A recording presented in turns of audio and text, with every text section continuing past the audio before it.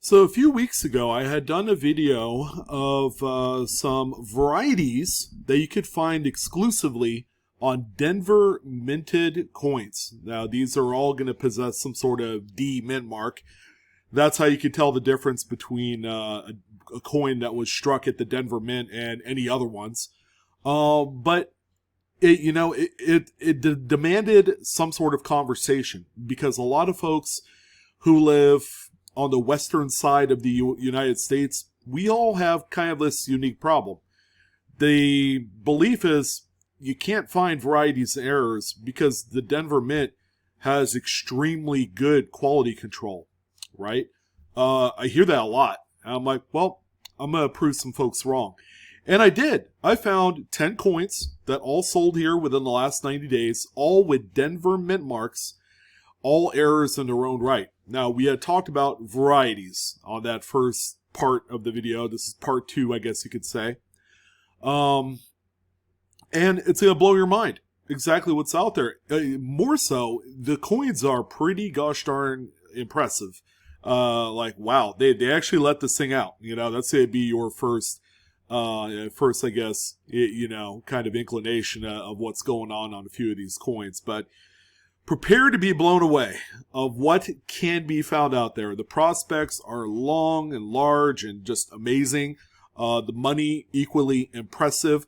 Of course, don't ignore a lot of the minor errors that exist out there. You know, we'll take a moment at the end of the video to discuss a few other coins that me have found on Denver minted coins. So stay tuned, grab your favorite beverage. Let's go ahead and take a look at some of these crazy mint errors that you could find on Denver minted coins.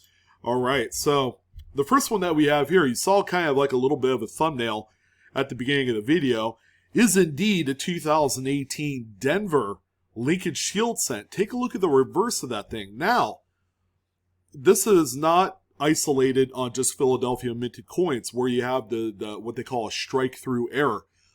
Generally, something like this that you see on screen is caused by an amount of grease that is on the dies. Okay, the U.S. Mint employees apply grease all over the mint presses, the dies, and all of the moving parts, so that way they could run like a well-oiled machine. No pun intended. So, after a fresh application of some of this lubricant, and, bam, you get coins that look like this. Some of that grease inadvertently left on the die face. So anything that is struck will have considerable amount of weakness. It has to strike through with all that pressure, through all of that grease. And oftentimes, you're going to get a lot of loss of some of the devices that are on the coin as a byproduct. So this one right here, as you can tell, is graded. Now, does this mean that you have to grade every single one of them? I don't know. I'm kind of 50-50 split on the idea of grading U.S. Mint errors, especially coming from the Denver Mint. I think by the time you factor in the amount of money that it takes to grade a coin, especially if you're using PCGS, where it's like $60, $65 for the submission of an error attribution, it could get pretty pricey. All right, so you want to make sure that however much you sell it for at the end of the rainbow is going to be more than enough for you to cover the cost of your grading submission fees, shipping, and, probably even throw in the kind of the minor stuff like actually driving to the post office, some of the gas expenditures in there. But all in all, you want to come out ahead. All right, that's the big idea. And this one here is a Mint State 65 red through NGC. It shows reverse strike through 2018 Denver. Really good to see this on here. I've actually come across a few strike throughs on the much later dated Lincoln Shield cents, from like 2015 onwards. And I'm quite surprised. They are particularly nice. So this one right here ended up selling for $249.97 by CTF Error Coins, who, believe it or not, deals in a lot of Denver minted errors. All right, so that name right there is not going to be new to this list, but just know that that is one of the bigger dealers on eBay to sell Denver-related type of errors. And this is a really good sale. Really good sale. This dealer made quite a bit of money on this one. All right, I had talked about this one a while ago, probably maybe 2 months ago. This one sold right in the thick of summertime. But it is indeed a 1973 Denver Kennedy half dollar. This one is not graded, it's raw. But you can see on this particular example, there is a big old cut die break right above the date, covering the 1 and 9 mostly, but you do know it's a 1973, that's a given. But cut die breaks occur when a piece of the die fractures and eventually falls out, creating this this lump of sorts on the coin, just a void, and it's raised, and it's quite impressive. Like on this example, this is a large type of cud that you normally don't see on Kennedy half dollars. So for a lot of you half dollar roll hunters, there's more than quite a few of you out there looking for silver. Make sure you know that these exist out there, and they come in various different shapes and sizes as well. Sometimes they're on the rim, sometimes they're just, preformed, like a pre-cut, a crack. I've seen a few of those, especially on some of the earlier dated Kennedys, but this is a very impressive coin with a Denver mint mark. How about $331? And this one was bid up 8 times to this amount. It sold in June, all right? So a very nice, very impressive, very scarce cud die break error that you can only find on a 73D. So make sure you know about this one. And here's also another coin I had highlighted about a month ago. This one is quite nice. This is what they call a partial plating on a more modern copper-coated zinc-in. And as you can see, there is definitely an absence of some of that copper plating on this one. You could tell it's a 1983D. Very cool, kind of like a targeted bullseye style of missing plating. Very nice. But this is a very, very visually appealing coin. This one right here is a Mid-State 62 red. PCGS notes it as partial plating, even says mint error on there, so the seller definitely paid all that money to get this one attributed as such. This one sold again by CTF Error Coins for $399.97. The partial plating Lincolns, from what I've seen, have sold for the most amount of money, as opposed to examples where they're completely missing the plating, which are a little bit more readily available in the marketplace. So this is a very nice coin, again, on the Denver Mint. Who would have thought that this one would even escape the strangleholds of such a perfectionist facility like the Denver Mint is beyond me. And another one right here. All right, 2000D, New Hampshire, Statehood Quarter. A relatively recent release, if you could call the Statehood Quarter series recent in terms of numismatics history. It certainly fits there. This one right here is missing the reverse clad layer. So the nickel clad layer completely gone. Just again, it's a defect part of the planchet when these things were rolled out. It's just, a little wonky here, but very, very impressive. Again, the visuals on the coin light of this type just can't be understated. You have like a really nice, brilliant red coppery reverse, offset by a nickel kind of silvery looking obverse on there. It's a pairing that you would have to see in hand to appreciate it, and you're going to see why. This one right here, Annex graded this one as a Mid-State 62. It looks like this is an older graded example in a white soap bar, probably from the early 2000s. That was the period in which they used this style of slab. And this one ended up selling again by CTF for $439.97. So we're going up in value here, as you can see. And the coins continue to get very, very nasty. All right, stay tuned for this next one here. This one's a Denver 1962D. So pre-65, they put the mint mark to the right of Monticello. All right, in case you guys forgot. But this one right here was actually struck on a copper planchet made for a Lincoln set. So you're going to notice right away that the color is that brown, kind of like it's got a little bit of mint red in there. But you notice that it is smaller because some of the devices on the edge are indeed cut off. So it's a much smaller planchet.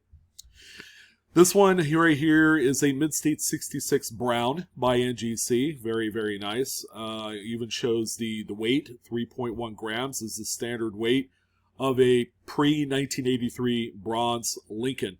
And yeah, this is nice. It even looks good right in the slab. You know, it's really pretty. You know, it's got some of the red in there. Kind of acts as like a toning of sorts.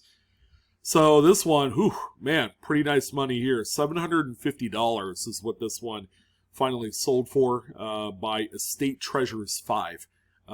Again, very impressive. Hard to believe that this came from the Denver Mint, but it sure did. Now, it's very unlikely that you'll ever come across a coin like this, just going through regular rolls, but I'm going to tell you where this can be found. It was probably found in a mint-sewn bag, all right, coming right direct from the Fed Reserve Bank. Normally, that's where a lot of these funky double-struck type of errors, off-center strikes, broad strikes are generally found. You know, some people, you know, cry, you know, oh yeah, this thing was backdoored out of the mint. No, not necessarily. These, by error, actually made their way into just batches. You know, they're in the ballistic bags, and then they get sorted into the mid-sewn canvas bags. People have found quite a few nice errors coming out of there. And here's another beautiful one right here. 1974 D. Lincoln is double struck. The secondary strike is approximately 65% off center. And it also has an indent, as you can see on the reverse. And that's caused by another blank planchet that was overlapped on this one during that second off center strike. All right. So yeah, there's a lot to unwrap here. Just a very impressive looking coin, especially when you're looking at the reverse, because it looks like it was triple struck, but it's not. This one right here ended up as Mid-State 65 Red. You'll notice a little bit of a theme here. A lot of NGC graded coins, because of the relative bargain to send it off to that particular grader compared to PCGS. It's about half the cost. So this one right here, CTF, again, the host of the most of this coin, $850 was what this one ended up selling for. Now this one's cool. I've actually seen quite a few Denver Mint double struck coins like this. This is what they call a flip over double struck. It actually rotated in collar, and that's why you're able to see remnants of the Lincoln Memorial on the obverse, actually right on Lincoln's portrait there. Very cool coin. I've always had this on a bucket list of mine, but they're like really expensive and very popular to collect amongst folks in the error community. This is a 64D, very pretty coin. It looks like it's circulated a little bit. It's got some oxidation. As a matter of fact, if you look on the reverse, I'm pretty sure there's a partial fingerprint on there. So this one has had some hands laid on it at one point. But yeah, can you imagine this thing just, you know, floating around in a cash register a few times before an eagle eye collector finally discovered it? This one right here, Annex graded this one as a Mid-State 63 Red Brown, okay, which corroborates a little bit of the circulation wear on there. Shows flip over double struck. And this one sold a few pennies shy of $1,000. And that's what I'm talking about. That is some pretty expensive stuff there. Very nice coin. Again, CTF is the one that sold this one. Hey, don't forget about older coins too. You know, some earlier 20th century fare when, you know, the Denver Mint started putting their mint mark on coins. You know, that was early 1900s. Here's one right here, 1918D. Very cool. This one is struck off center. Looks like about maybe 10-15%. But these do exist out there. You know, some a little bit more minor than others. And this one right here is a Mid-State 63 again through NGC. Just a good looking coin. And keep in mind, any sort of error on some of these obsolete US type coins like Mercury dimes, Buffalo nickels, Standing Liberty quarters, if you could find those, and even Indian head cents are all the rage today. This one right here sold for $1,050 back in June, and this one was bid up 36 times to that amount. Very nice coin, very, very expensive as I would expect. And these are going to continually become more pursued as they begin to dry up in the marketplace. We're not quite there yet. These do pop up on occasion, but it's still a great coin to invest in, to collect, and people do love these. We're down to our last few coins. How about this one here? All right, we all love our silver Kennedy half dollars. This is a 1964D Kennedy that was struck on a 90% silver quarter planchet. It looks like it, right? The coin obviously looks a little bit smaller. It's missing a lot of the periphery letters, like Liberty and In God We Trust, and the full date is just about gone. But you also see on the reverse as well, a lot of the design details are missing as well. You can actually see the Denver Mint mark. All right, which is right here. So right next to that left-hand claw and branch. But very, very stunning coin. Believe it or not, this one is raw. A best offer was accepted. I think it was $1,000 is what this one ended up selling for. I didn't check it before, but yeah, very, very scarce air on this one, especially on the earlier silver standard type stuff. Always going to be very active on the market. And then finally, here's this one again. I love talking about this coin, but this is, guys, I mean, come on now. 2015 Denver Lincoln Shield cent. This thing is pretty wicked. They call this a defective planchet as a general terminology, I guess. But yeah, this is a pretty cool looking Fisher type of end of strip. Junk planchet that ended up getting struck over as a full coin. Very impressive, especially when you could see right through the coin in certain areas there. This one actually was graded by PCGS as a Mint State 64 red. Very, very nice coin. I love talking about this one, and it's on the coin of the last 10 years. Again, impressing the fact that the U.S. Mint is still not without its quality kind of pitfalls, and even the Denver Mint, because if they allow something like this to escape into circulation, you better believe that it could get a lot more worse than this. This one right here, from what I remember, $1,250 is what this one sold for. By CTF era coins, that's kind of like one of the big ones there, for sure. I mean, who would have thought that this one would be worth this kind of money, through it all. But yeah, pretty cool. Again, there's bound to be more in varying degrees of size. The smaller ones, do not ignore. They're still very nice to collect or even sell if you wanted to. So that's going to go ahead and do it for some of those very nice Denver Mint errors. There's quite a few of them out there, but there's also some others that we didn't quite talk about. Like, for example, curved clips. Have seen quite a few of those, especially on more modern coins. I've also seen my fair share of various CUD die breaks, especially on Lincoln cents. There's quite a few of those as well, and certainly worth looking for because they are big money. And it's all about the Denver Mint mark. That's really what's shaped these coins into being something extraordinary than some of their Philadelphia brethren, I guess.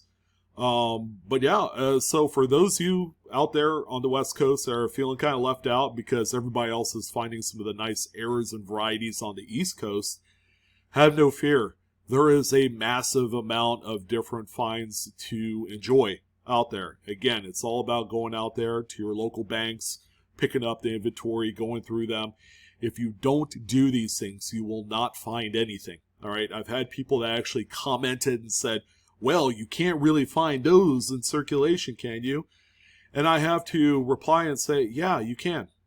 Because some of them are circulated. So funny how that works, right? Yeah, but anyways, that pretty much squashes that, and I have to reinforce that because if they exist in physical form, that means they are findable. But that's going to go ahead and do it. I'm your host, Sean, with Blue Ridge Silverhound. Always a pleasure. Don't forget to like, share, and subscribe to my channel and to the video if you haven't done so already. Have fun collecting, as always. That is one of my big mottos. If you're not having fun, you shouldn't be doing it because it can aggravate you. And it's all because of a lack of knowledge. And that's okay. We can bring it back and, re-educate everyone as needed.